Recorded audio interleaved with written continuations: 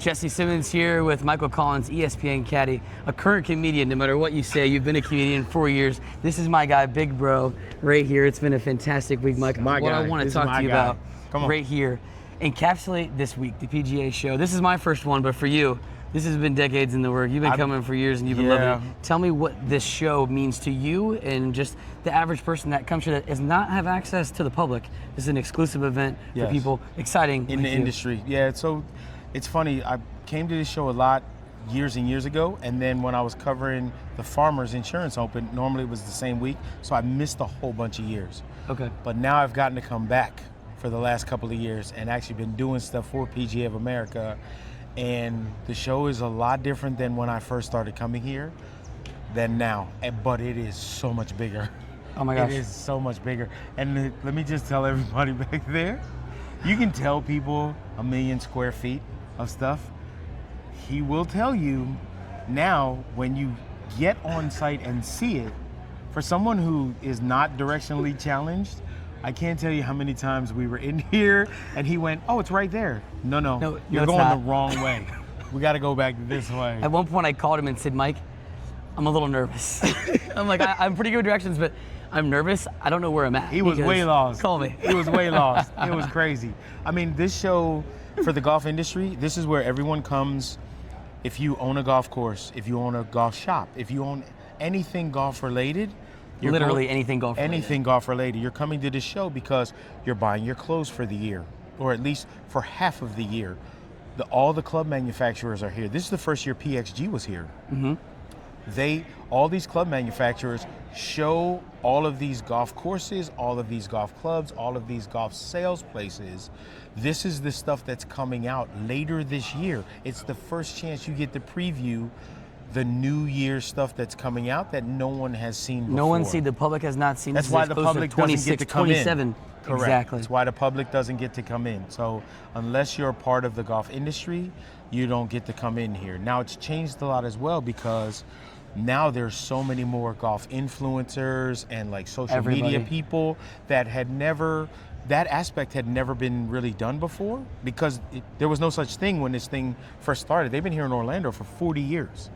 So it has really changed, and how golf is consumed by people now is completely different than what it was before too. So you got a taste of, but as you saw and as everybody else, even 3 days at the Orange County Convention Center, you can't see everything. It's just not possible. If you're really walking around trying to see everything, you got no shot. After walking around the convention center, it makes you realize, as someone who comes from a baseball background, golf is cooler than the other side of the pillow, for a lack of better words. It really, truly is, just walking around here.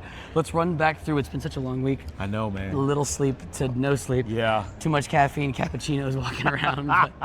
Where's that Nespresso maker? Nespresso was here selling like $16,000 machine to be exact. Anywhere from, I think, what, 200 to 300 for the little ones to like $16,000.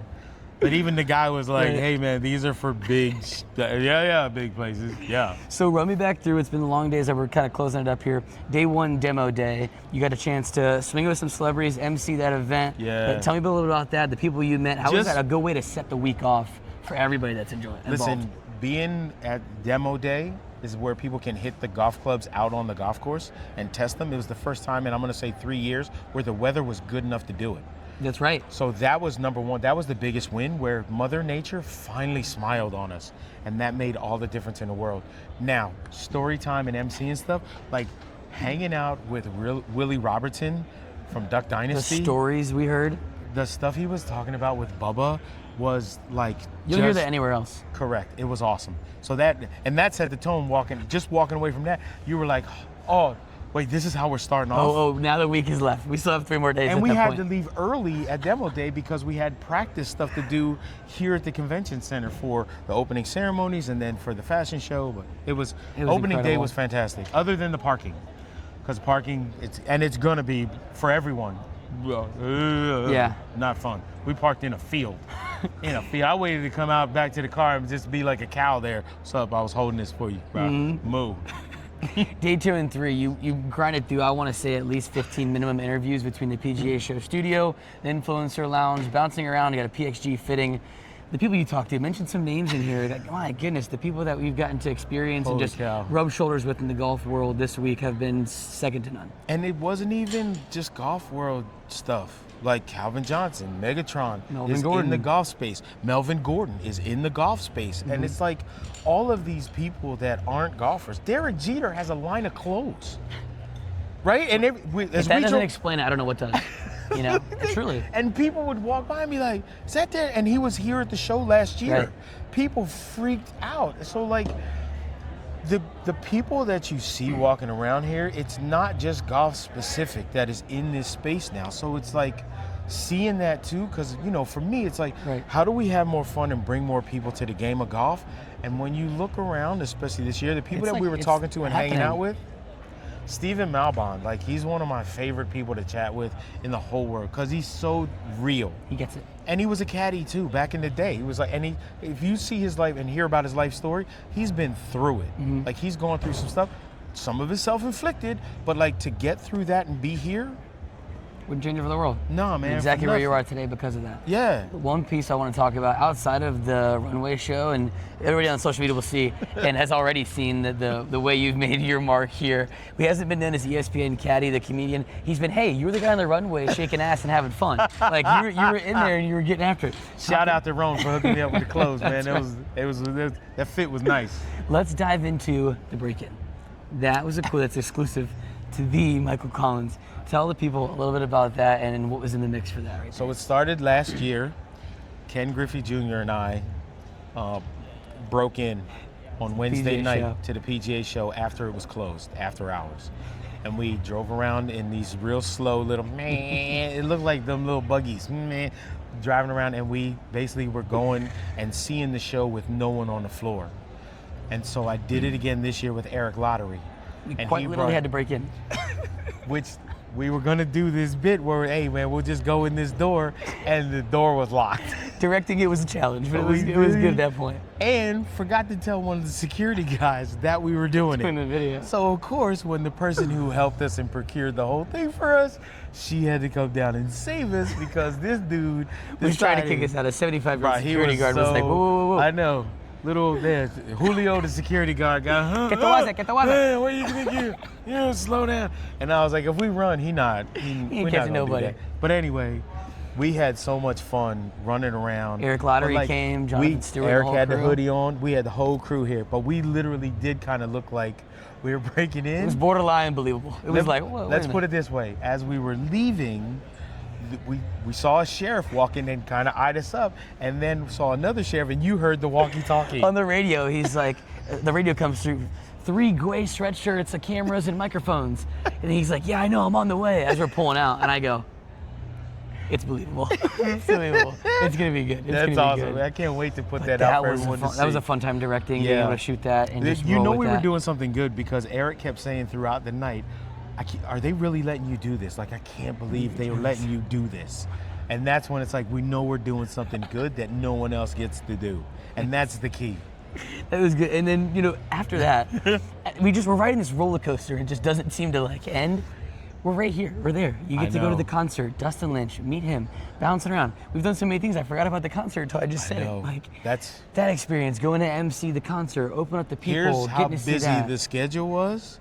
I had to change the clothes for the concert and didn't have time to change clothes before I went on stage first. Right. And this was my hero who ran over, grabbed the clothes, and ran back. And in between sets, I changed clothes. I did this.